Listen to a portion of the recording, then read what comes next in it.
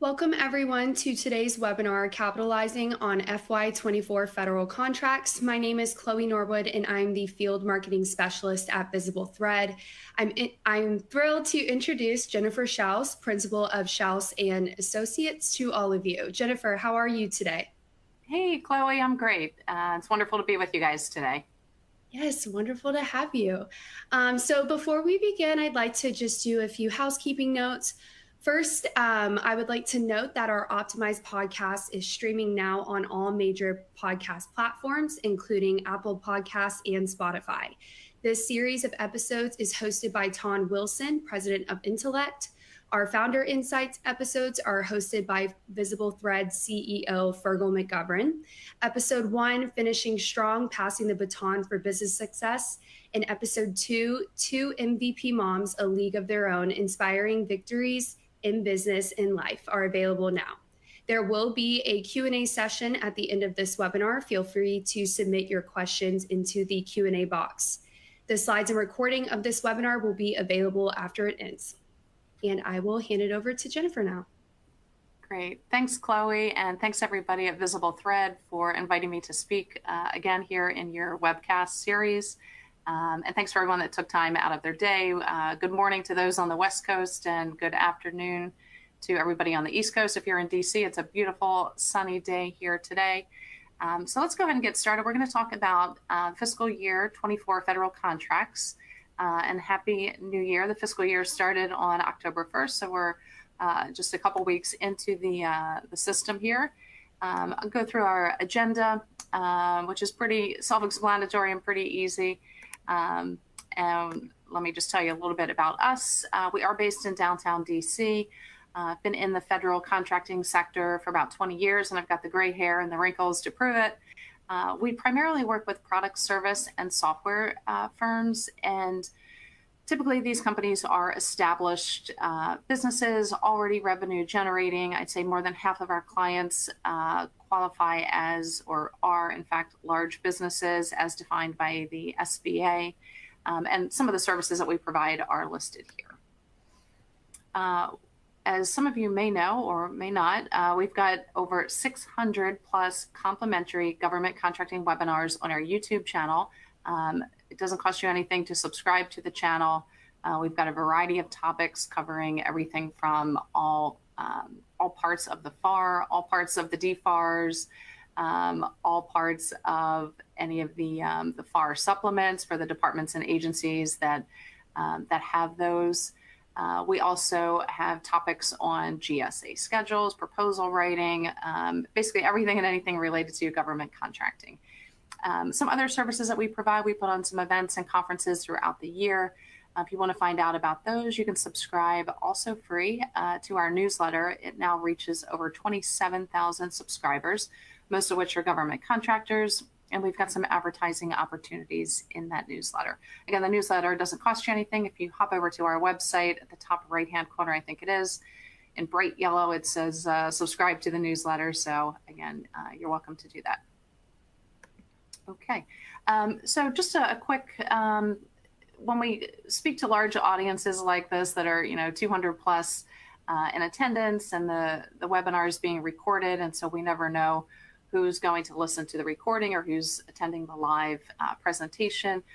We try to tailor the content to those that are not familiar at all with federal contracting, to those that maybe have a couple contracts under their belt. So bear with us as we try to have something for everybody here. So federal contracting, really, what are we talking about? We're talking about selling to the world's largest purchaser. We're talking billions of dollars on an annual basis.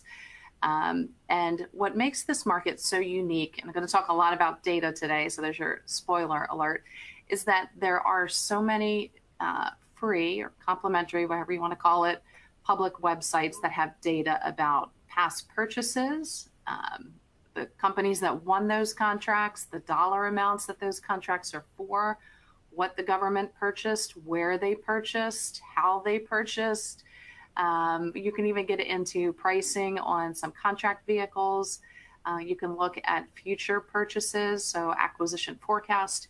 There's no other sector out there like it. So if you have all of this data, you can easily, maybe easy is not the right word, but you can equip yourself with using that data to make good and smart decisions. So as I've got here, you can leverage the historical data to look at contracting trends, again, competitors, as well as potential partners.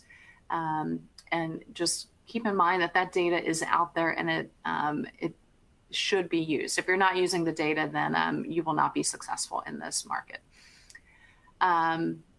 And you also need to know the rules. So the rules are going to be understanding the FAR, the Federal Acquisition Regulations. These are the procurement policies and regulations that the federal government must abide by when doing business with vendors. So there are 52 parts of the FAR, and they range in topics from subcontracting to market research. So if you want to, I'll say, reverse engineer and understand how the government conducts market research when they are going to purchase, insert whatever your product, solution, or software is, conduct market research when they are getting ready to purchase widgets or software or IT services, or more specifically, cloud services or health IT services or medical products, whatever it is, they need to again, abide by the FAR. So you don't need to be a government contracts attorney, but you should be familiar with what the FAR is. We've got a link on our website to all the components and the parts of the FAR.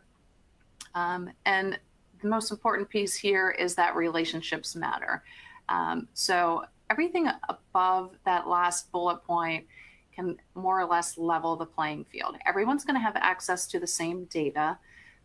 Everyone has access to all of the information that's out there, all of the knowledge, again, levels the playing field. What's going to set you apart from other businesses are the relationships that you have. Okay, as I mentioned, we are a couple weeks into the new fiscal year. It runs October 1st to September 30th. So you want to understand when, how much, where, all of these different aspects of government contracting that the government is purchasing. So again, it's public knowledge. Go and get it, use it to your advantage so that you are proactive and not reactive.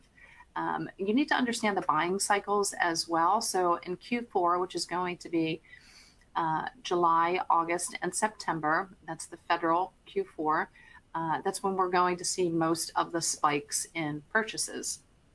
So the government has a use it or lose it purchasing methodology, we'll say.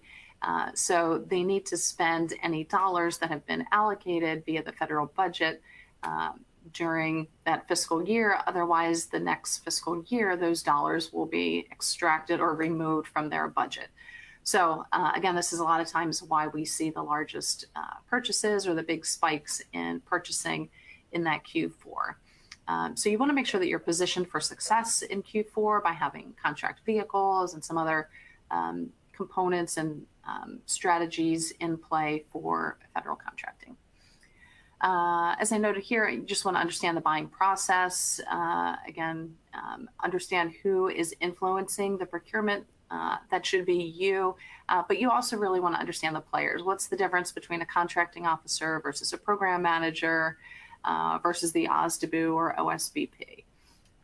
Also, the National Defense Authorization Act, that comes into play every year. You should be cognizant of that and how that impacts defense spending as well as various regulations. Okay, and so the better that you can understand your client and putting yourself in their shoes, the more successful that you'll be. And some of this I've already spoken to. And yes, the federal government is risk averse, meaning that they want to do business with entities that they know, they like, and they trust. And there are ways, if you are a small business, or if you're a new business, or if you're not a known entity, that you can, there are strategies that you can use to make the government more comfortable with you. There are strategies that you can use to make yourself more credible, more trustworthy, to then make it easier for the government to purchase from you. You also want to keep in mind all of the partners, competitors. Sometimes we call them competimates. And I'm sure somebody out there, one of my colleagues in the government sector has coined that term. But keeping in mind that just because you think a company is providing the same exact product, service, or software or solution that you are, doesn't necessarily mean that they are a direct competitor. They may have a footprint in a different department or agency than you do. They may have a different relationship. They may have a slightly different skill set. They may have different certifications.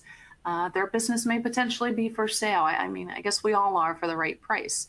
So there are ways that you could potentially form a joint venture. You could subcontract to them. They could subcontract to you. There could be mentor-protege programs. There's a lot of different ways to be strategic in government contracting to either reduce your competition or form a teaming arrangement with them to keep them somewhat out of the competition so that each of you is going to win something.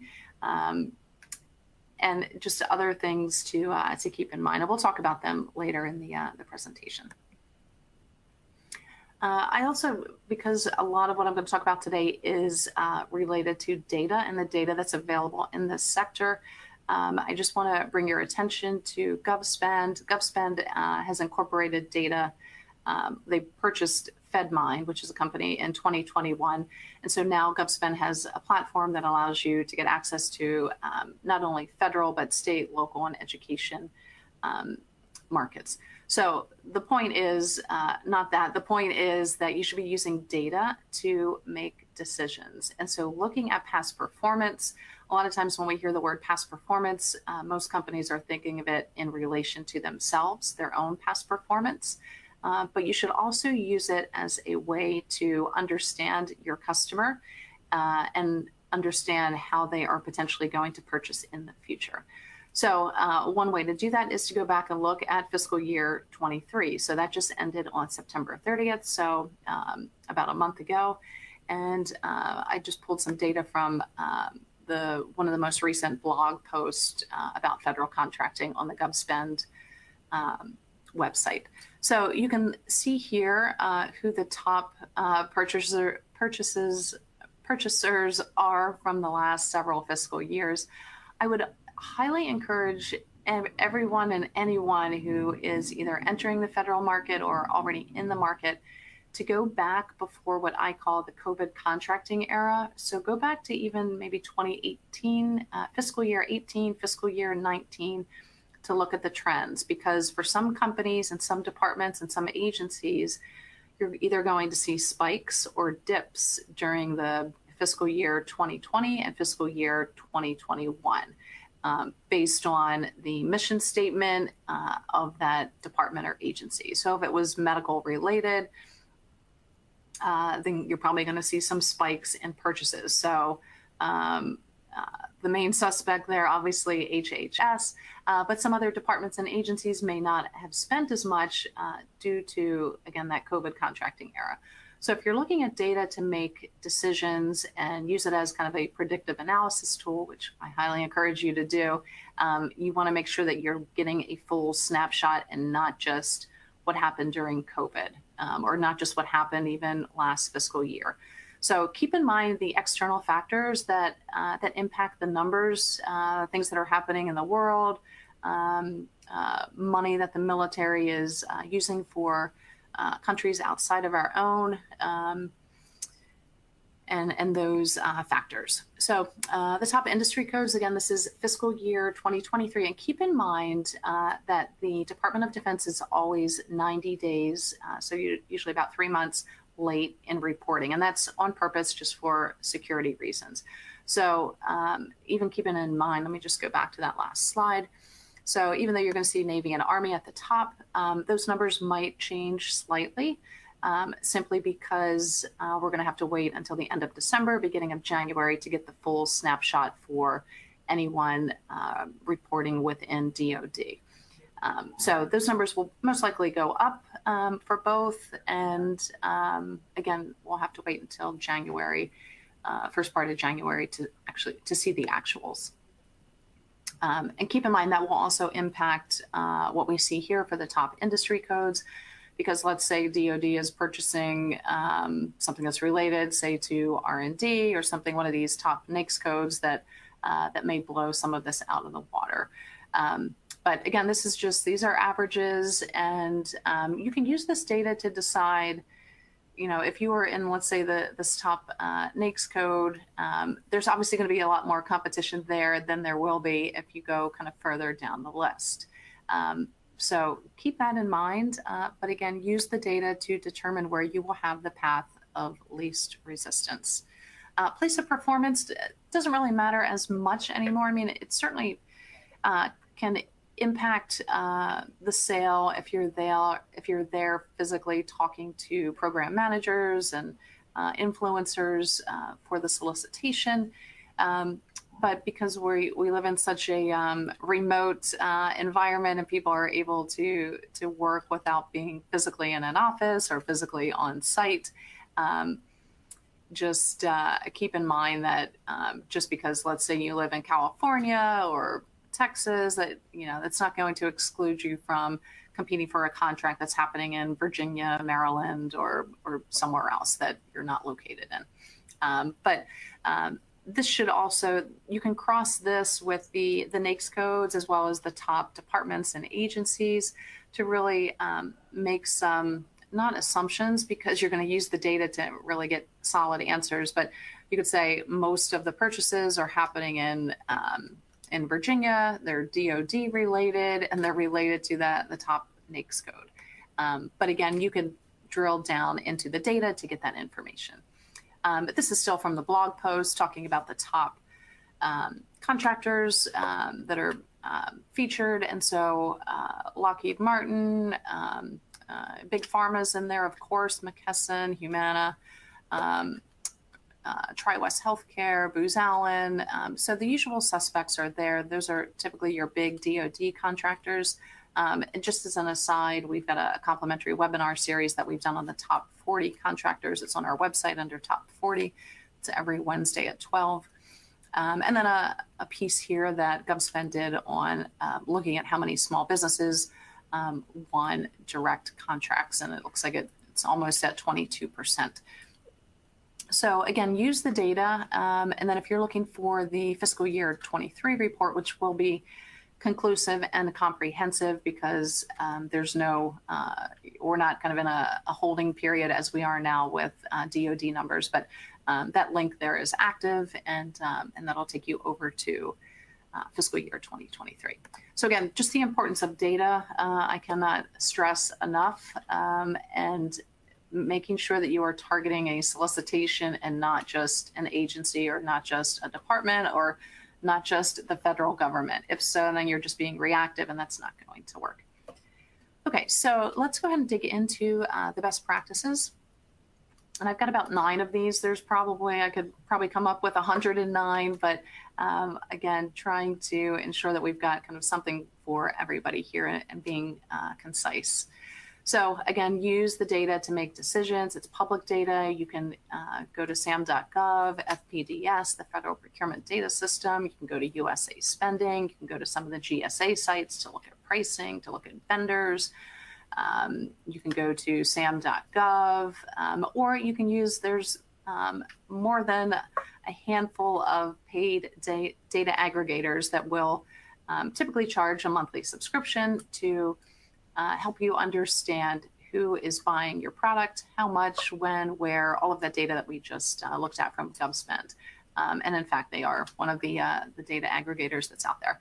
So shop around. There's a lot of differences in pricing and platforms, and it just depends on what works for you and your budget, and which platform is easy to navigate. Otherwise, you can DIY, do it yourself on the public sites.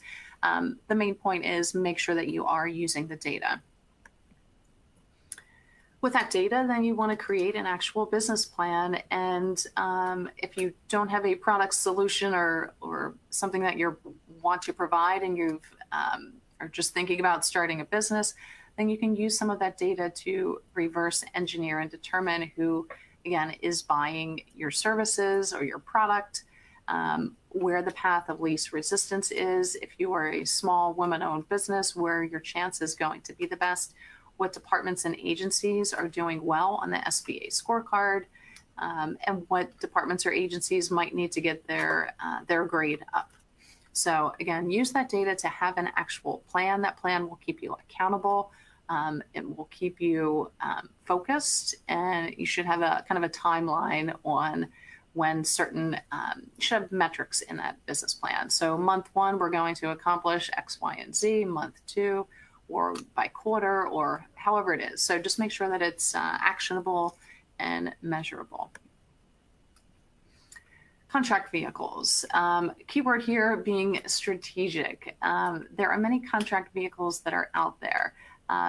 GSA schedules are the one that typically come to mind for the average government contractor. However, GSA has many flavors of contract vehicles, and they're also not the only game in town. GSA schedules are only used about 10 to 12% of the time in federal contracting, and more than half of the vendors on the schedule, 60%, in fact, 60, have 0 sales through their schedule. So somebody either sold them something that they don't need, which certainly happens out there, or a company decided that they had the idea of build it and they will come, which is not a strategy. You need a relationship in place for these vehicles to work for you.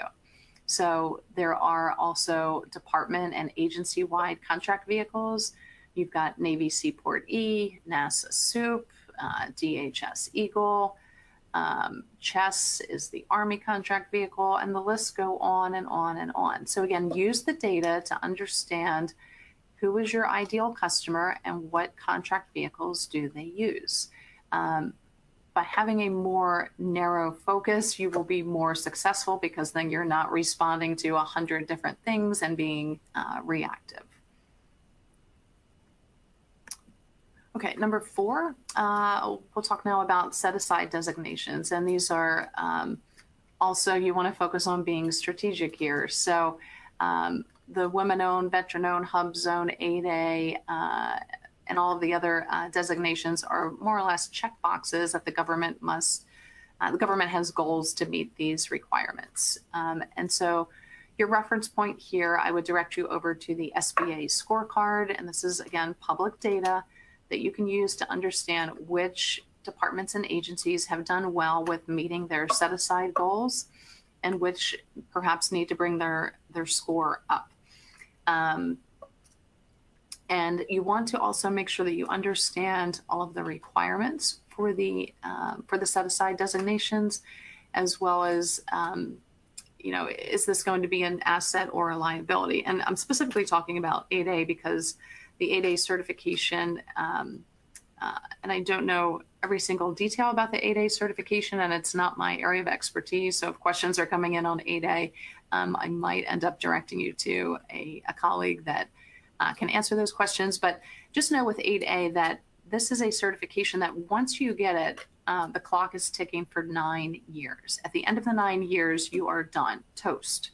So if you decide at the end of those 9 years that your business, that you're going to close your business and open up a new business doing something completely different business name, headquartered in a different state, different tax ID number, you can then not apply for 8A under that new business. You're more or less tied to the business owner. So it's once and done. And you want to make sure that when you get that 8A certification, that you've got relationships in your pipeline kind of queued up, that once you get that, it's more or less a layup, because the person that you were speaking to at Department of, insert whatever department you want here, has told you that, yes, they want to purchase from you, but it needs to be set aside for 8A. So if you get that certification, then you've got a pretty good chance of winning the contract. So again, make sure that you're doing it not just as a build it and they will come, but that you're doing it more for strategic and tactical reasons. A lot of companies struggle sometimes with marketing, and this can range from everything from cosmetic to to your actual content, and simply having an online presence. And so I've got a couple things listed here. So if somebody goes to your website, does it look professional? Does it look like you're, running your business out of your basement, out of your garage, or does it have a feel of, hey, this is really a government contractor that's got past performance, that has contract vehicles, that has set aside designations, and it's clear to understand exactly what they do. It's easy to contact them. Or is it disorganized? Does it not have anything on the about us? Does it make it hard to contact you, or does the contact us just take them to a Twitter or Facebook page where you're selling more retail products versus having an actual LinkedIn presence, a LinkedIn business page that has a nice blurb about what you do? Does your company have a newsletter? Do you have any videos that either demonstrate your product or are more of a Q&A with kind of a fireside chat where you're talking to perhaps an interviewer that's asking you about your capabilities, your past performance, your current success, and where your company is going? Does your auto signature scream government contracting? Does it have a link to your contract vehicle pricing? Does it have your logo for your SDVOSB? Does it have a link to your website, to your or to your LinkedIn business page, or whatever it is? Again, make sure that that you make it easy for people meaning potential partners, prime contractors, the government, whomever it is, to understand what you do and to find you. Is there an easily downloadable capability statement on your website, or is it impossible to really understand what you do? Are your top NAICS codes listed on your capability statement? Is your SAM record current? Is it compliant?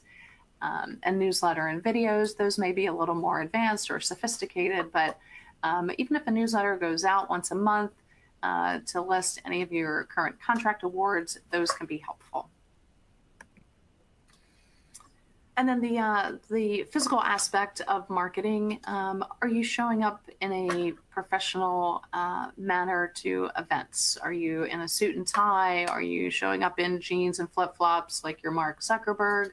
Are you making eye contact? Do you have a strong handshake? Are you clean? Are you presenting yourself like somebody that's credible, that you would want to do business with, that the government would take seriously? Again, the government is risk averse, so the more professional and put together you are, the better.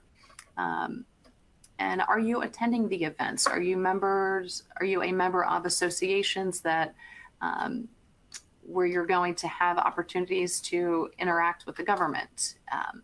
Keep these things in mind, especially if you're looking at doing business with as a subcontractor to any of the primes. If you go to their website, we just featured CACI or CACI last week. And one of our slides, we also list the events and associations that the company belongs to, and they make it very easy on their website. They've got a list of like the next 6 or 7 trade shows or conferences that they're attending, their booth number. It makes it very easy for you to find them and interact with them. Are you attending matchmaking events, either put on by local chambers, by your local PTAC or Apex Accelerator? Again, these are opportunities to meet and talk to the government, and I would encourage you to go and attend those. And even if you're not, even if there's not a specific opportunity for the department or agency that maybe is going to be there, at least it's a way to somewhat practice your pitch, your kind of 3-minute elevator pitch, or at least do it with maybe a neighbor or somebody, a family member or friend that's not in your industry, and see if when you make your pitch to them, do they understand what it is you do? If not, then you probably want to go back to the drawing board and again, just simplify it, put it in easy terms that anybody would understand. And again, networking in these events is really kind of where it's at. But again, you want to show up in a very professional manner.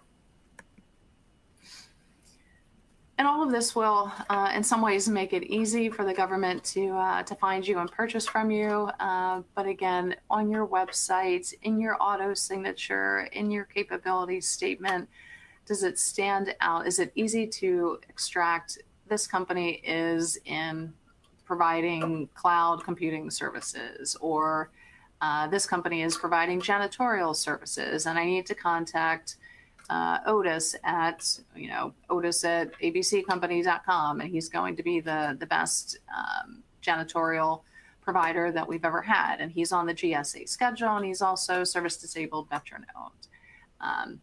Or are you using a font that's hard to read, or a font that's 8-point in size? Again, make it easy to understand as well as purchase from you.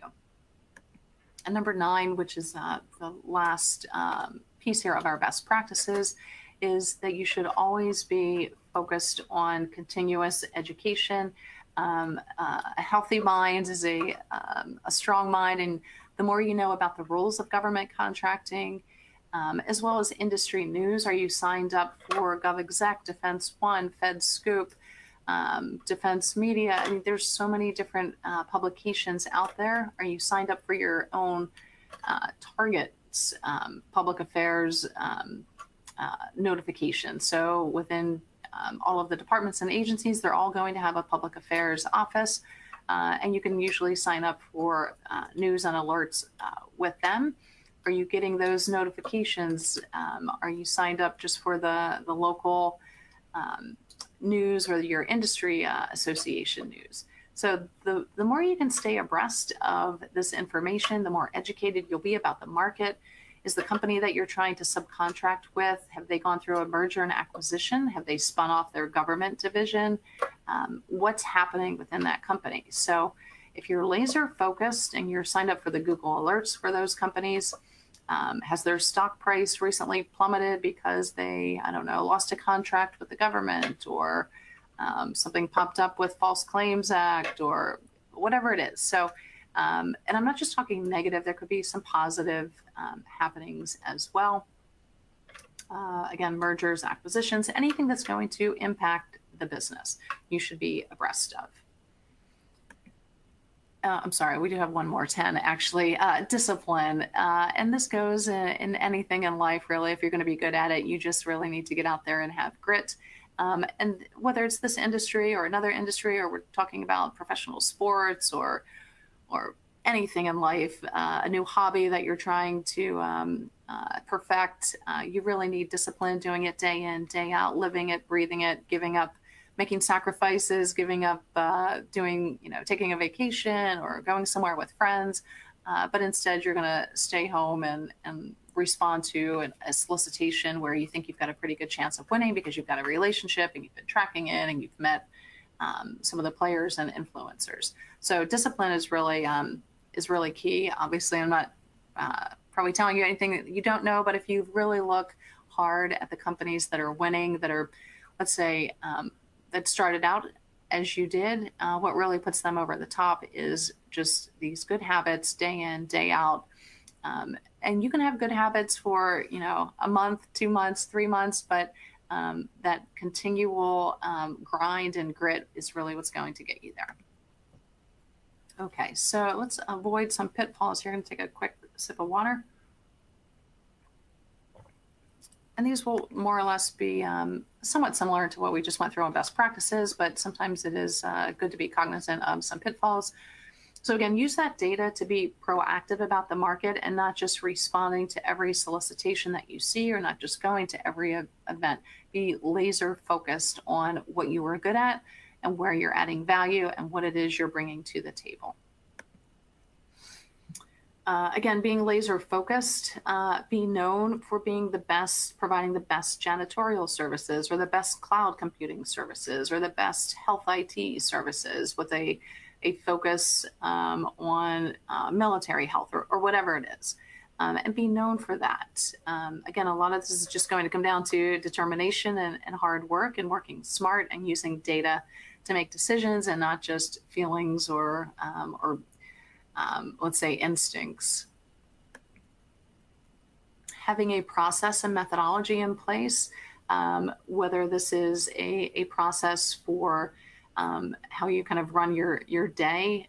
You spend the first hour or two, then you set those hours in the day aside for calls, or you set those hours aside for reviewing opportunities, or you're doing outreach, or that's when you go to certain meetings. You should also have a process and methodology for when you're how you're deciding to pursue contracts or not, meaning solicitations. Also, same thing on the pricing. Like, what is your methodology? What is kind of the method behind your madness on how your business operates? So make sure that you have that in place. Companies that don't have the methodology or processes are usually ones that are just randomly acting and don't have something standard in place. I'm not saying that you need to be robotic. Sometimes something drops out of nowhere as far as a solicitation and you need to pursue it. But by having a process in place, then you'll be more successful. And that will also help with your kind of quality control. The designations, meaning the set-asides, the 8A, women-owned, hub-zone, veteran-owned, all of those are great, but you want to be strategic in how you use them. And same thing with contract vehicles. And I just call them fancy vehicles here because it's almost like I use the scenario of, let's just say there's a single man out there and he gets a red convertible and he gets a cute dog and he's deciding that if he drives around in his red convertible and he puts on some, let's say, aviator Tom Cruise sunglasses and he's driving around with the car, the dog, the sunglasses, he thinks he's going to easily pick up a woman. These are really just kind of marketing tools, but when it's going to come down to getting something solid, you're really going to need to have some substance. And substance in government contracting is really going to equate to past performance and your capabilities. And those should be obviously tied together. So the check boxes are really just kind of the cherry on top. So let's say this guy is a really great guy and he's got a good job, he owns his home, he's got a nice relationship with his mother, his family. Great. Then the car, the dog, all of that are really just kind of the icing on the cake. They just add to this person. So same thing here. The government is not typically going to contact you because you are women-owned or because you are 8A certified or because you have a GSA schedule. Those certainly can help and can add a little bit of credibility to your presence. But what it's really going to come down to is, can you perform on this contract? Do you have the capabilities, and does your past performance speak to those capabilities that the government is looking for? So make sure that when you get these set-aside designations or you get certain contract vehicles, that it's for a reason, that it ties to the opportunity that you are pursuing. Okay, and then just leveraging tools, and then we'll wrap up with some conclusions, and I think we're okay with time for some Q&A. And I believe if anybody has questions, I think you can start typing them in now. I think there's a dialog box. For me, it's on the right-hand side. So again, data is always changing. So as I mentioned, the DoD is 3 months late in their reporting. So the data is dynamic, and so you want to make sure that that if you are, I would highly encourage you to use a data aggregator, one of the paid ones, because it can be a very manual effort going to sam.gov to look for opportunities and look at historical data over the years, particularly if you are selling to DoD because of the delayed reporting.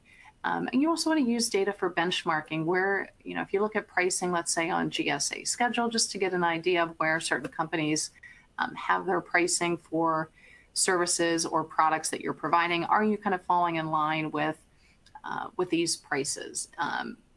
That should, as kind of a separate note, if you are considering getting onto, let's say, GSA, you should do that homework up front to make sure that that this will be a profitable venture for you.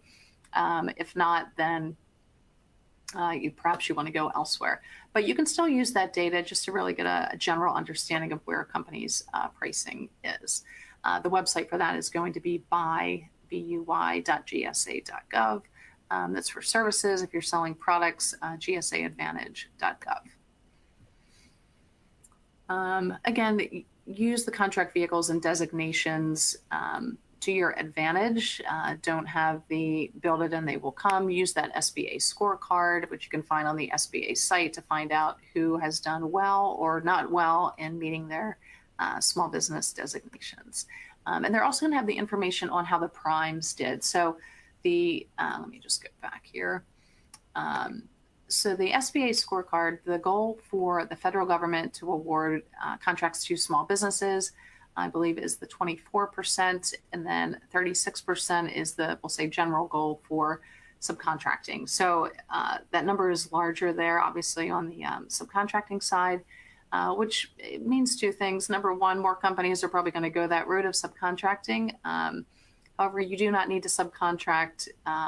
You can sell direct to the government, even if you don't have a contract vehicle, even if you're not certified as, let's say, woman-owned, veteran-owned, or any of these other designations. You just need to read the solicitation. If you meet the requirements, then write a response, write a proposal, particularly if you've had a relationship there with the issuing agency. Okay, past performance. The government, I had a quote in a deck that I used a couple of years ago that was directly from the government, more or less stating, and I'm going to paraphrase here, that it's not that we don't have enough women-owned, veteran-owned, 8A, and hub zone companies. It's that we don't have enough companies that have the past performance that can meet the requirements. So don't let, hey, I'm woman-owned, an 8A firm, be the first thing out of your mouth. They don't care. The primes don't care. The government doesn't care. What they care about is that you can do, they don't care about your red convertible. They don't care about your cute dog. They want to make sure that you are credible, that you can perform on the contract. So focus on that, be laser focused, go get some experience. And this is not something that happens overnight. Selling to the federal government and being successful is a long-term game. And you need to know the rules of the game and put yourself in the shoes of the government. So again, focus on your past performance and your capabilities and what it is you're bringing to the table. Again, everything else is more or less equal. Everybody has access to the same data. Everybody still has the same 24 hours in the day. What's going to set you apart from another company, let's say, that has the same NAICS codes, that has the same contract vehicle, that has the same pricing, is really how you're interacting. It's the how, and I'll say how in all capitals and highlighted, how you're interacting, how you're presenting yourself to, on behalf of your business, to the government, to the primes. Do they want to work with you? Do you call when you say you're going to call? Do you send the information that they want in the format that they want? These sort of things will certainly add up and set you apart. Do you understand the market? Do you know anything else about the business? Do you know who the CEO is? Are they publicly traded? Who are the SBLOs within the company? What's the mission statement of the department? Have they been in the press? Has their budget been cut? Has their department or agency gone through any major changes? All of this. So you just want to really stay abreast of the information that's out there to be successful in this fiscal year. Some conclusions. Content is king. Again, use the data. Relationships are key. And you really need to be laser focused. That's usually where most companies fail, is that they try to be everything to everybody. There's enough companies out there you can partner with that if there's a component of a proposal that you cannot fulfill, work with somebody else. And there's plenty of ways to find these companies. And then just, as I've got here, rinse and repeat, just do it over and over and over. That is all that I have. I'll stay on this slide and I'll wait for Chloe to come back and join us and see if there are any specific questions that I can answer in the 15 minutes that we've got left. Yeah, so we actually do have a few questions that have come in, starting off with a question from Jennifer. As a small business just starting, how do you begin building valuable relationships? Sure. So I would first determine what it is you are bringing to the table. What is it that you do? Be very, very focused. And then go into sam.gov and all the other databases to look for opportunities. Look at the companies that have won those contracts. Go onto their websites. What associations are they members of? Where are they showing up in the news? If you sign up for Google News alerts. Where are they attending matchmaking events? Where are they presenting? These sort of things. Then I would start to also join those same associations and reach out to those companies that way. Follow them on LinkedIn. Connect with their main point of contacts on LinkedIn with a message. And your LinkedIn connection should always, always, always come with a very specific message on why you're contacting with them. So find the companies that are being successful, look at the associations and organizations that they belong to, the industry groups, the government contracting groups, go to the events and conferences where they will be. And that's, I would say, how you would start building relationships. Next question from Sue. What strategies do you recommend to be more credible and more trustworthy?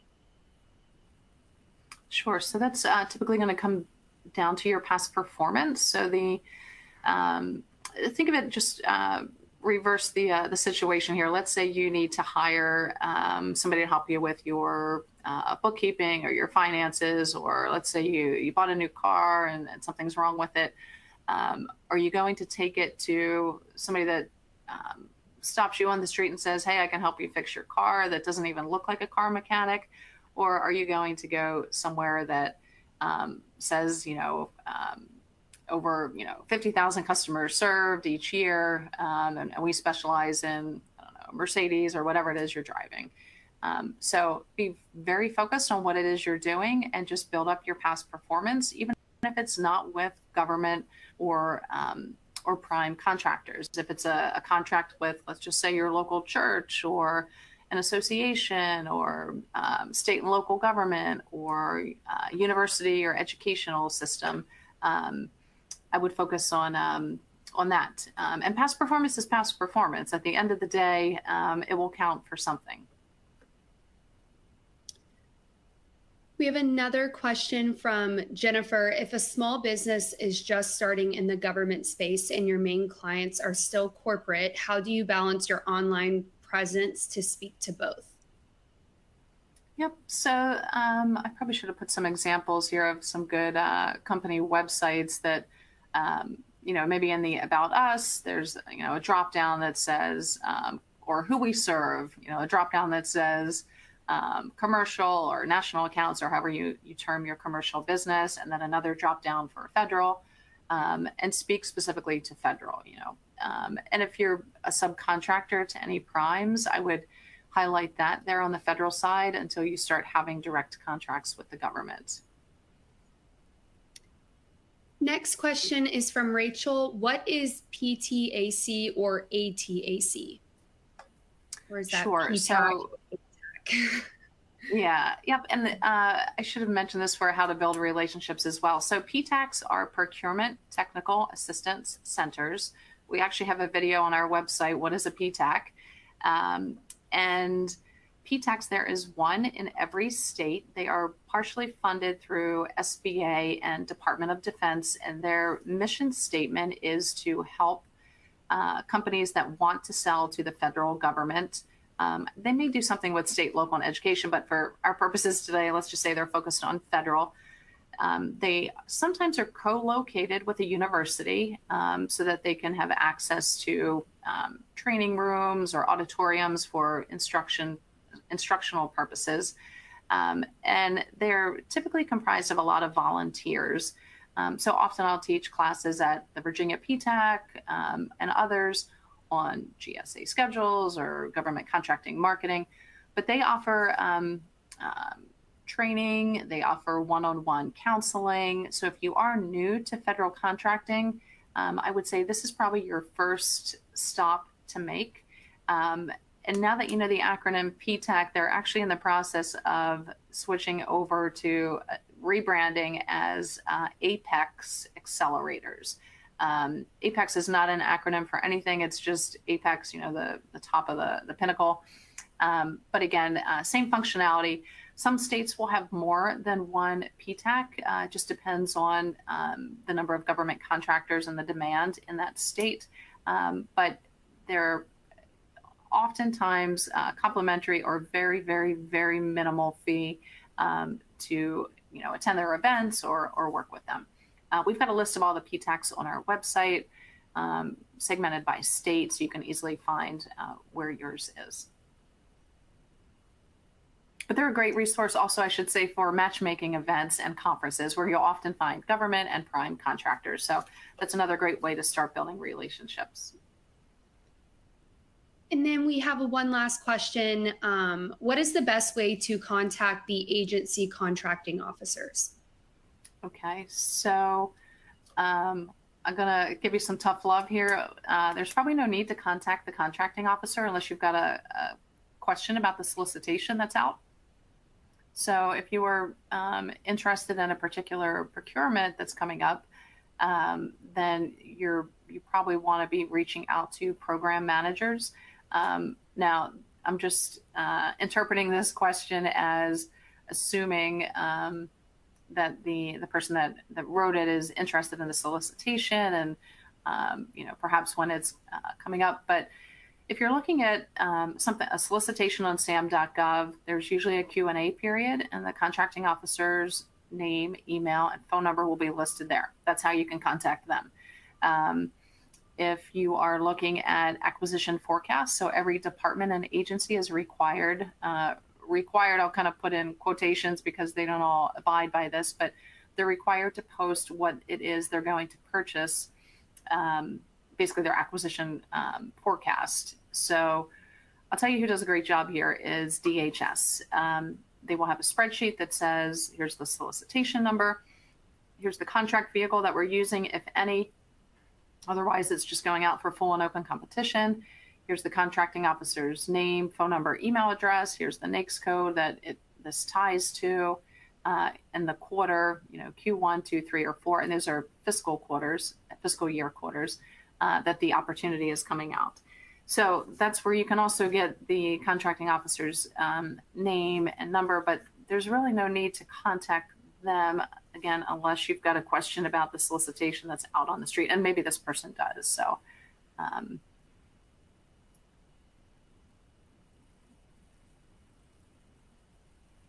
okay, so one last question from Stephanie. She says, you mentioned GSA Advantage. Can you state the other one, something close to regarding leveraging tools? It was something you stated earlier.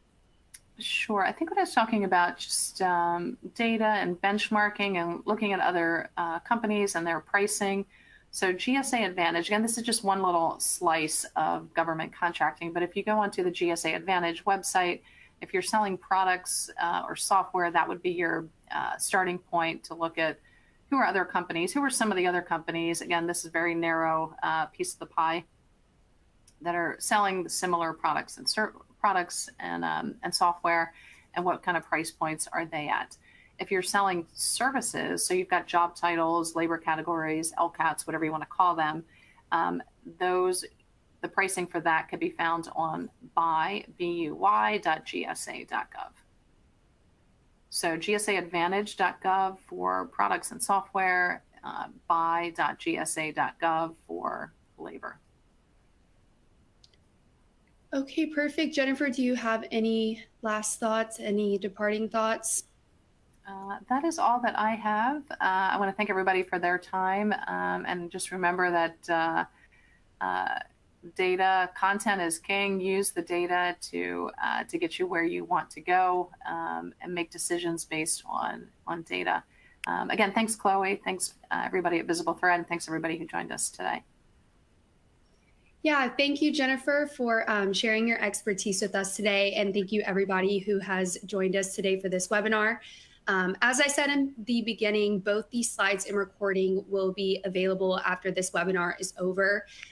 We will email them to all registrants, and they will both also be available on our website.